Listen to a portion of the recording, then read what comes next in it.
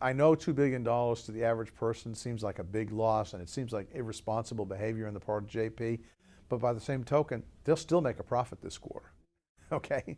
They are a big bank, and while a $2 billion loss hurts, they'll still turn a profit this quarter. And you know, it's just a question of the sort of the sensationalism. Did they make a mistake? Did they risk too much? And when they doubled down, was that a mistake? Yeah, certainly it was. People's heads will roll. There'll be an investigation.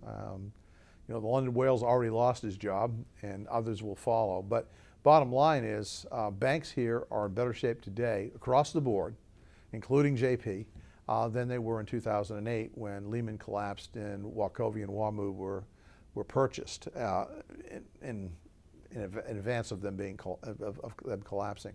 So consequently, the banking system has slowly and surely made a return.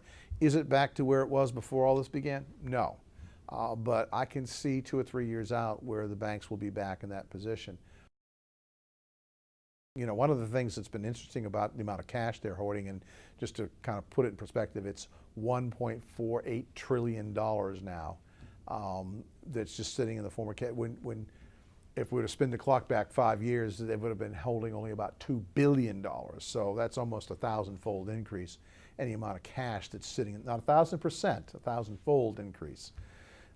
So you know, that's a big difference in terms of the amount of cash holding, and that's part of the problem. While the quantitative easing that the Fed has undertaken, QE1 and QE2, have not been as successful at pushing forward the economy, because that money, when it gets pushed out to banks, which is what quantitative easing does, has just been held onto by banks. So we're starting to see a little bit of that free up, and we may see, if everything works out okay, we may see that in the second half of this year and maybe the first half of 2013, we may start to see that quantitative easing that the Fed undertook 2 to 3 years ago start to pan out in the economy.